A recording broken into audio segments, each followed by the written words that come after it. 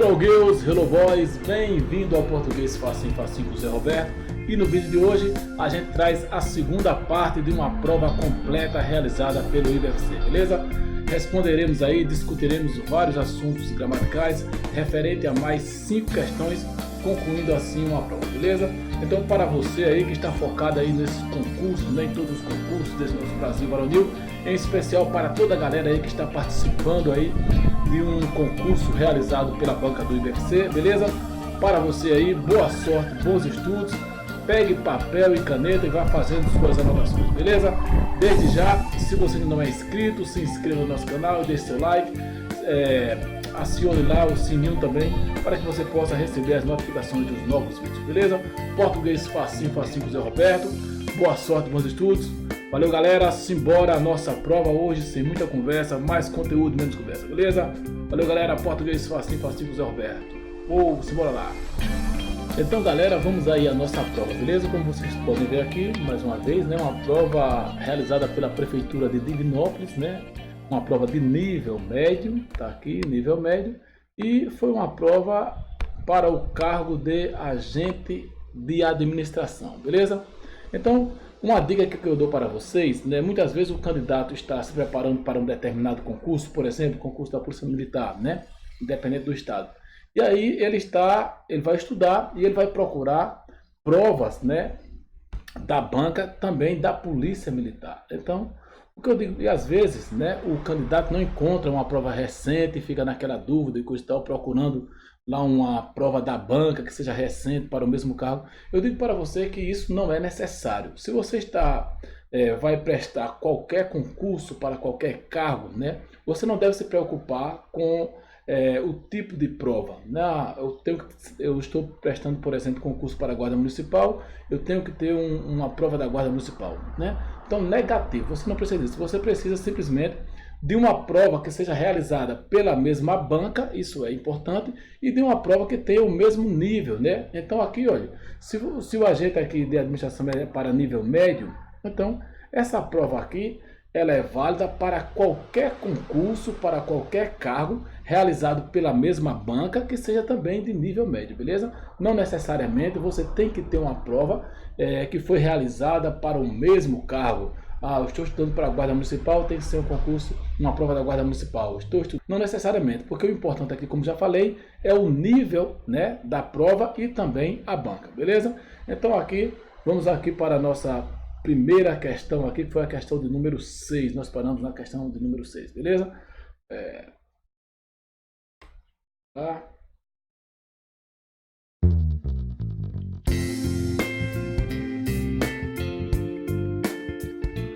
Então, galera, vamos aí à nossa primeira questão do vídeo, né? E a sexta questão da prova, que diz o seguinte, acompanha aqui o enunciado comigo.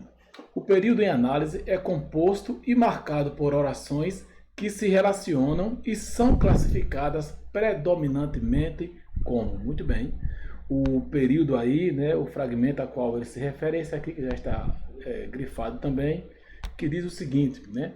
Ele cresceu, está com 2 metros, lança as suas folhas além do muro e é um esplêndido pé de milho. Muito bem. Ele quer saber aqui qual é a relação que essas orações que compõem este fragmento, né? Qual a relação que elas mantêm entre si. Nós temos aqui 4 orações, né? Como nós já vimos, as orações são identificadas a partir do verbo. Você tem aqui deixa eu apagar isso aqui. Você tem aqui, ó, ela cresceu, uma oração, está com 2 metros, 2 orações, lança suas folhas, 3 orações e é um esplêndido pé de milho, 4 orações, beleza? Geralmente, né, cada verbo indica uma oração, nós temos aí 4 verbos, 4 orações, beleza? Qual é a relação que essas orações estabelecem entre si? Vamos aqui para as alternativas, né? As alternativas dizem o seguinte, letra A, são orações predominantemente, né? Vamos focar aqui também nessa palavra aqui, predominantemente, né? As orações são predominantemente adverbiais. Letra B, predominantemente adjetivas. Letra C, coordenadas assindéticas. E letra D, subordinadas substantivas. Muito bem.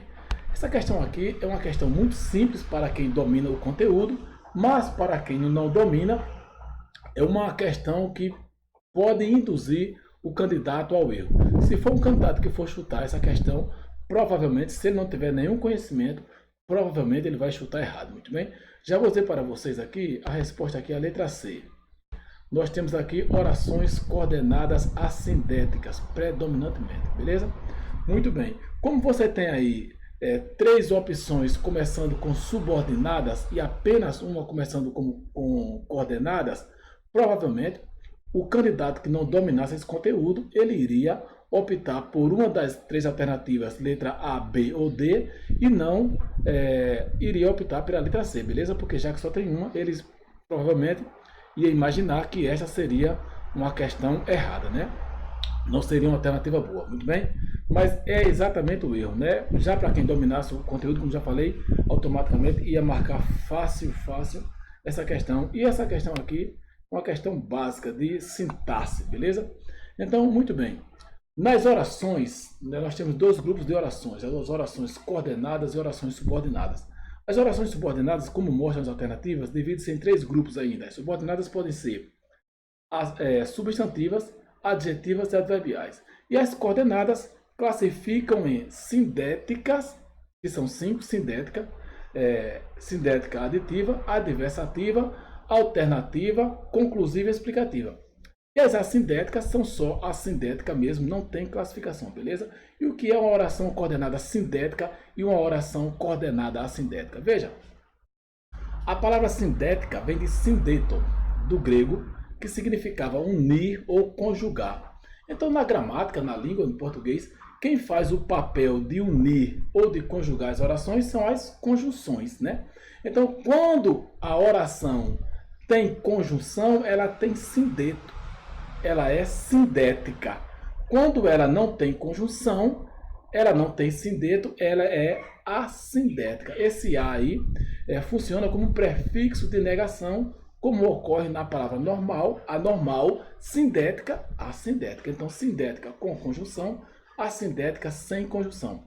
As orações sindéticas são introduzidas por conjunções que recebem os mesmos nomes, né? As conjunções aditivas, adversativa, alternativa, conclusiva e explicativa, né?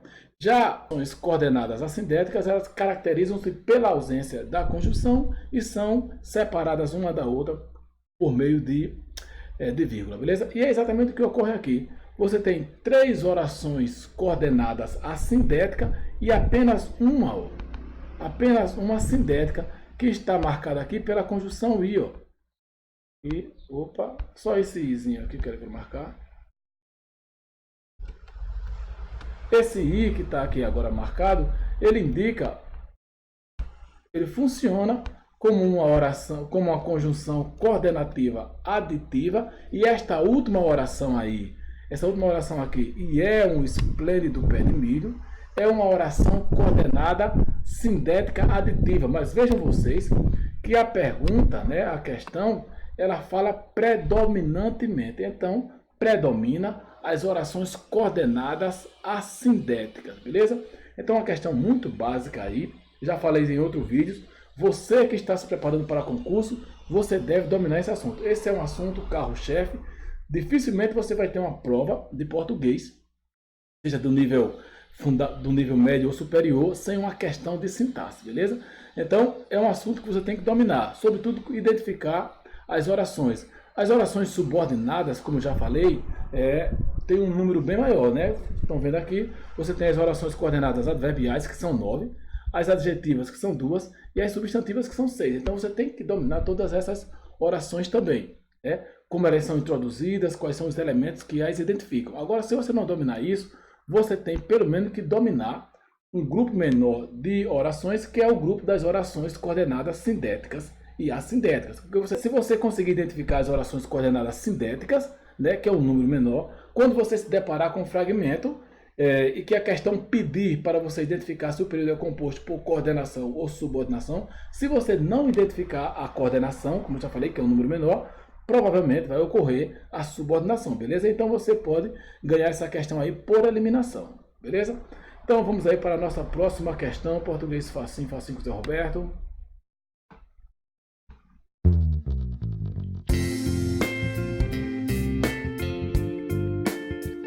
Hello galera, então vamos aí à nossa sétima questão da prova, segunda questão do vídeo, beleza?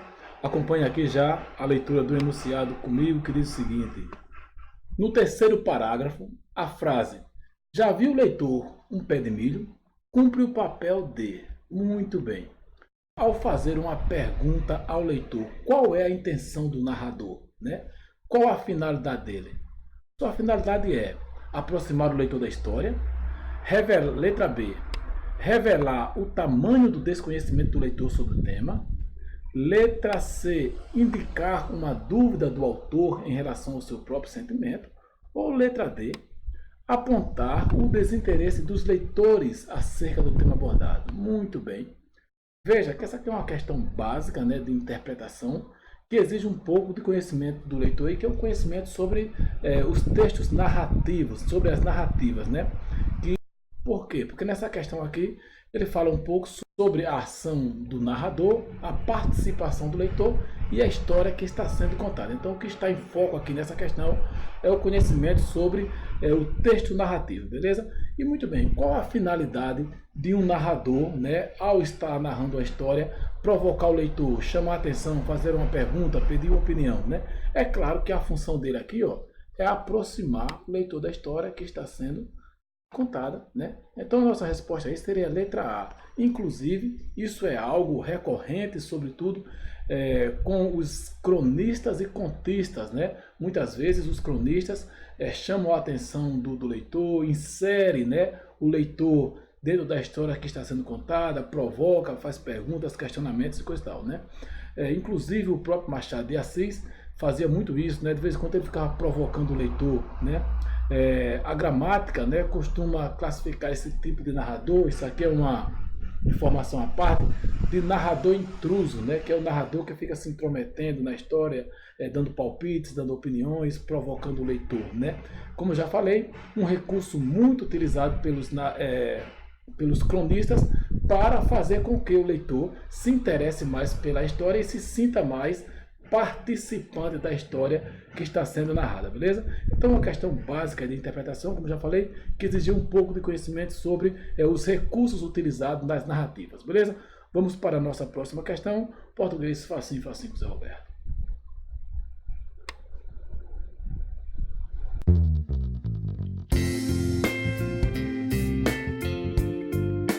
Hello galera, vamos aí à nossa oitava questão da prova, terceira questão do vídeo, beleza?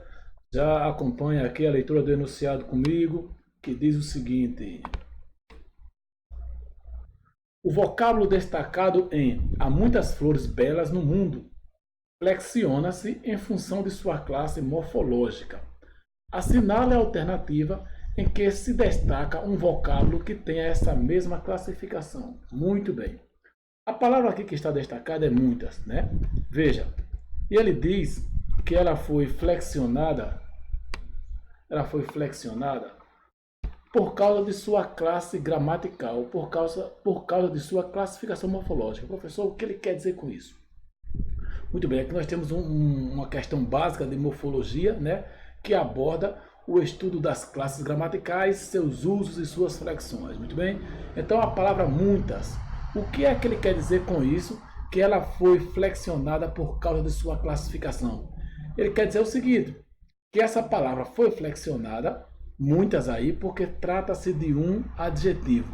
E o que é que o senhor quer dizer com isso, professor? Eu quero dizer o seguinte, que a palavra muito pode ser advérbio ou adjetivo. Se a palavra muito for adjetivo, ela vai concordar sempre com um substantivo. Se a palavra muito for advérbio, ela vai ficar invariável, né? Neste caso aqui, o advérbio muito é um advérbio de intensidade. Então, esse advérbio de intensidade, ele pode estar ligado ao verbo, pode estar ligado a um adjetivo e pode estar ligado a um advérbio, mas sempre será invariável. O que isso quer dizer? Que a palavra muito nunca vai mudar. Muito vai ser sempre muito. Nem vai ter muito nem no plural, nem muito no feminino, beleza? Se você tiver muitos ou muita ou muitas, você não está diante de um advérbio, desculpe, estará diante de um adjetivo, beleza?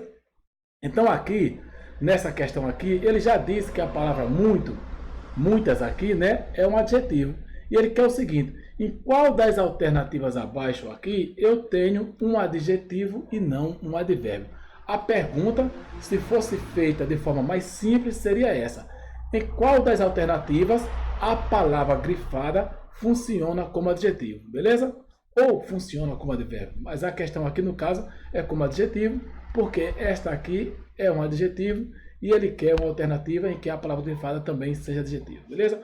Vamos entender isso aqui rapidamente, numa frase que eu vou colocar aqui para vocês. Veja,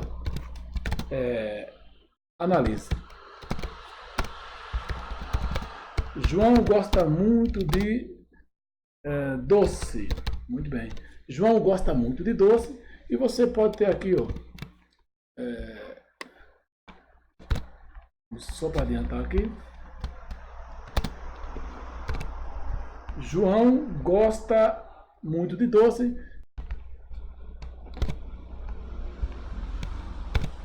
Então, veja aqui, né? João gosta de muito doce. João gosta muito de doce. Nós temos aqui duas vezes a palavra muito, né? Em um dos casos, muito funciona como adjetivo e no outro caso, muito funciona como advérbio, beleza? Vamos ver onde é que muito funciona como adjetivo ou como advérbio. Muito bem, como eu já falei, o adjetivo ele está ligado a um substantivo, então ele vai concordar com o substantivo. Se o substantivo estiver no plural, o adjetivo também ficará no plural. Se estiver no feminino ou no masculino, o adjetivo vai flexionar com o substantivo da mesma forma, beleza? Veja aqui que no primeiro caso, olha, João gosta muito de doce. O muito aqui, ó, está ligado ao verbo gostar. Então, se ele está ligado a um verbo, é porque ele não é um adjetivo, ele é um advérbio, beleza? Já aqui, ó, a palavra muito não está ligado a gostar, está ligado à palavra doce. Como assim, professor? Por que o senhor está dizendo isso? Como é que eu sei que ele está ligado a doce? Eu sei porque se a palavra doce for alterada, também a palavra muito vai sofrer alteração, ok? Então, o muito aqui está ligado a muito doce, que poderia ser pouco doce. Já no primeiro caso, né, João gosta muito de doce, esse muito aí indica a intensidade com que João gosta do doce, beleza? Agora, para tirar dúvida, você poderia trocar a palavra doce, e isso é o que eu indico a você, troque a palavra substantiva. Quando você tiver dúvida, troque o substantivo por um feminino. Se ao trocar o substantivo por um feminino, se a palavra muito sofrer alteração, é porque você está diante de um adjetivo, beleza? Então vamos supor aqui, ó, vamos pegar essa frase aqui de novo. Vamos copiar aqui. Vamos trocar agora, terceiro caso aqui. Vamos trocar a palavra doce por uma palavra feminina. Se eu trocar aqui a palavra doce por uma feminina e se muito for alterado, é porque ele é um adjetivo, beleza? Então vamos trocar aqui doce por cachaça. Opa! Caramba! Então veja aqui, olha. Veja, João gosta de muito cachaça. Veja que fica estranho. O certo seria o quê? João gosta de muita cachaça.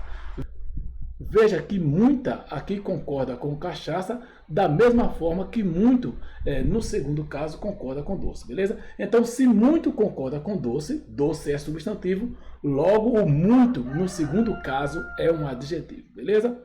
Entendeu a situação? Já se eu trocar aqui, ó, se eu trocar a palavra doce no primeiro item por cachaça, não vai alterar em nada, ó. João gosta muito de cachaça. Por que não foi alterado? Porque a palavra muito está relacionada ao verbo gostar e não ao substantivo cachaça, beleza? Então, no segundo caso, só para reforçar, muito está ligado ao substantivo doce, é, portanto, um adjetivo, beleza? Vamos agora para a nossa questão, para você tentar fazer esse jogo aí e perceber se a palavra muito funciona como advérbio ou como adjetivo, ok? Vamos lá.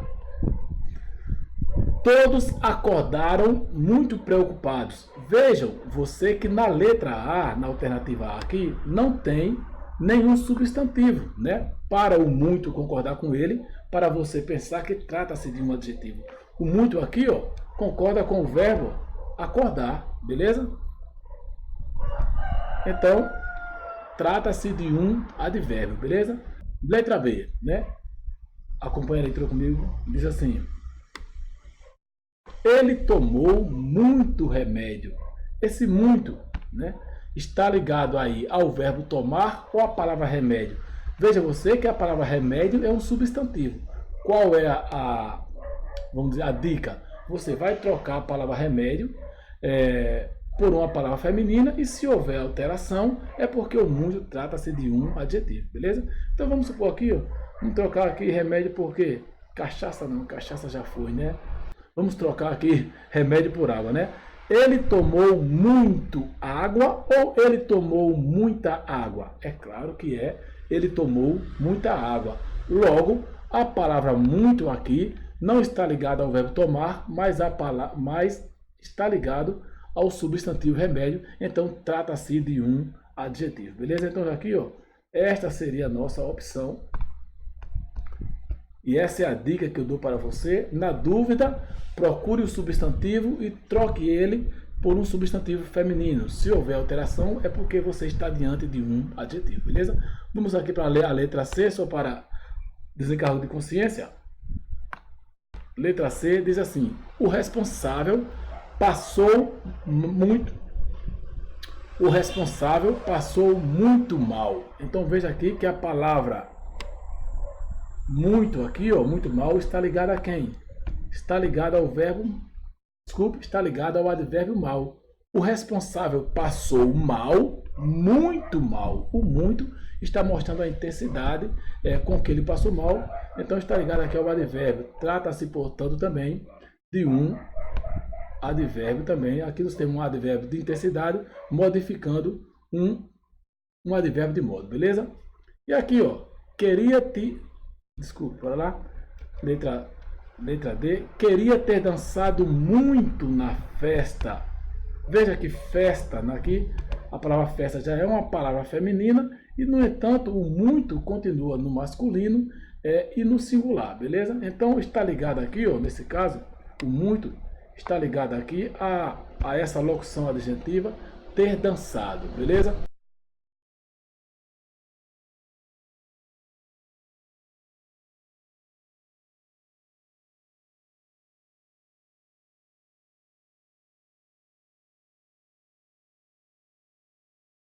Então, nossa alternativa aí, como você pode ver, seria a letra B. Mais uma vez, na dúvida, se tiver dúvida se muito trata-se de um adjetivo ou de um advérbio, faça uma alteração no substantivo, né? Se esse muito sofrer alteração, se ele for para o plural ou para o feminino, é porque trata-se de um adjetivo. O muito, o advérbio, ele será sempre invariável, sempre no singular e sempre no masculino, beleza? Valeu, galera. Questão básica aí de morfologia, também para você que está focado em concurso, é outro carro-chefe que você tem que dominar, beleza?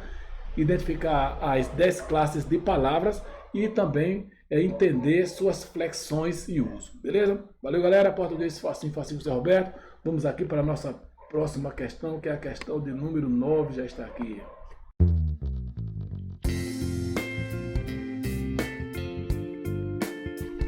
Então, galera, vamos aí à nossa 9ª questão. Acompanhe a leitura aí comigo, que diz o seguinte: ao final do texto, quando caracteriza a máquina de escrever como chata, pode-se inferir que o autor transporta para o objeto um traço que remete àquele. Muito bem. Quando o narrador aí chama a máquina de escrever de chata, na realidade, o que é que ele está querendo dizer que é chato? Vamos aqui só ler o fragmentozinho para vocês terem uma melhor interpretação. Veja, acompanha aqui, que diz assim: eu não sou mais um medíocre homem que vive atrás de uma chata máquina de escrever. Sou um rico lavrador da rua Júlio de Castilho, né? Então, muito bem. Quando ele chama aí a máquina de chata, o que é que ele está querendo dizer que é chato? Então, o autor está transportando para a máquina, para o objeto, Um traço que remete a quem? Ao leitor. Ele está querendo dizer que o leitor é chato? Claro que não. Ele está dizendo que são as plantações de milho, que as plantações de milho são chatas? Claro que não. A sua própria vida? Muito bem. Aqui nós temos uma resposta. Veja que ele está falando de si mesmo. Ele disse que não é mais um medíocre, né, homem que vive atrás de uma máquina chata de escrever. Então é claro que ele está falando da sua própria vida. É como se ele quisesse dizer que a vida de escritor fosse algo chato, monótono, né? É claro que talvez isso não seja o pensamento real do autor, né, mas do narrador, que faz isso para dar vamos dizer assim, um caráter mais poético, né, à história que está sendo contada, que tem como temática aí, né, a questão da plantação de um pé de milho, né? Então, a história é contada também não. Então seria aí, é claro, letra C, também uma questão básica de interpretação, que existe também, mais uma vez, um pouco de conhecimento sobre leituras, sobre narrativas, beleza? Vamos aí para a nossa 10ª questão.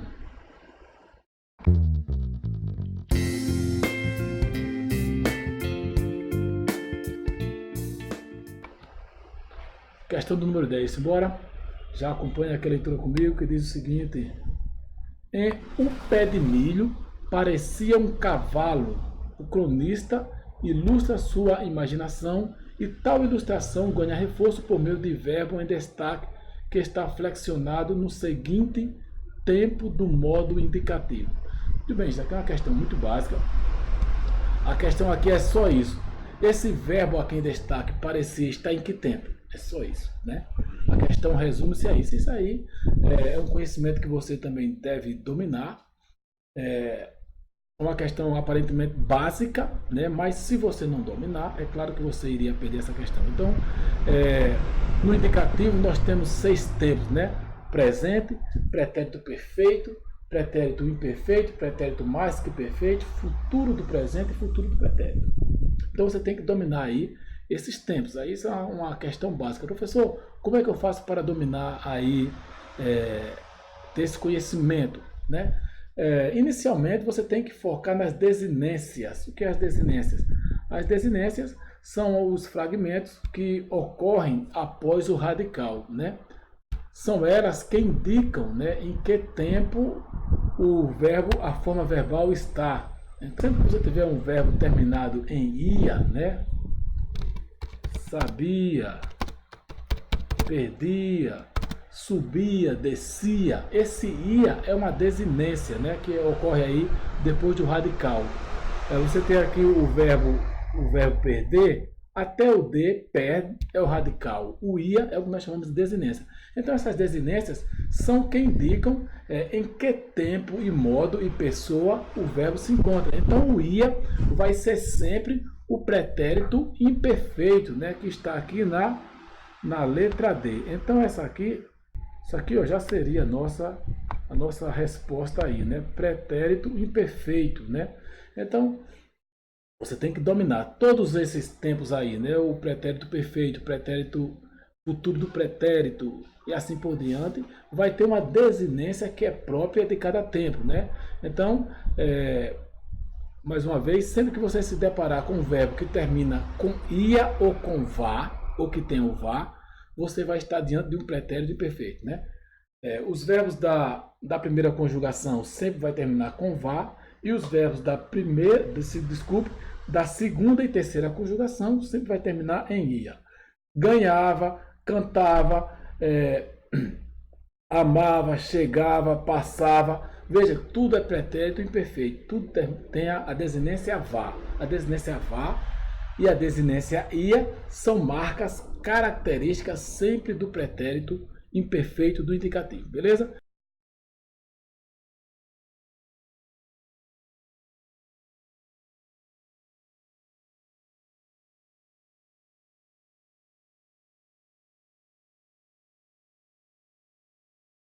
Então você vai num dicionário, no Google mesmo, isso aí tem vários sites de conjugações. Você procura um site de conjugação, tem o Conjuga, muito conhecido, E aí você dá uma olhada, uma observada nas desinências. As desinências vão se repetir quando os verbos são regulares, as desinências vão sempre se repetir.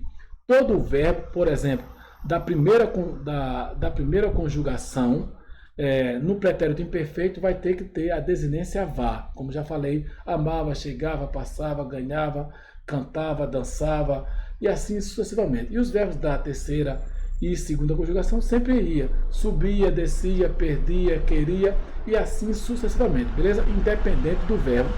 É essa desinência que indica em que tempo e modo o verbo está, beleza? E aí, os demais verbos também terão suas desinências particulares. Você tem que dar uma olhada nessas desinências para não perder uma questão dessa natureza, beleza? Valeu, galera! Chegamos ao fim do nosso vídeo. Espero que as explicações tenham sido suficientes para que você possa evoluir nos seus estudos aí, beleza? Desde já, boa sorte, bons estudos. Se você tiver alguma dúvida, ficou com alguma dúvida, deixa um comentário aí que a gente responde para você, beleza? Logo mais estaremos fazendo novas postagens, novas publicações, abordando aí esses concursos, beleza? Português Facinho Facinho com o Zé Roberto. Se você ainda não é inscrito no nosso canal, se inscreva e deixe seu like para que nós possamos continuar fazendo trabalho com mais frequência, beleza? Quanto mais visualizações, curtidas e comentários tiver, mais isso nos, vamos dizer assim, nos impulsiona a postar mais material, beleza? Valeu, galera, até o próximo vídeo.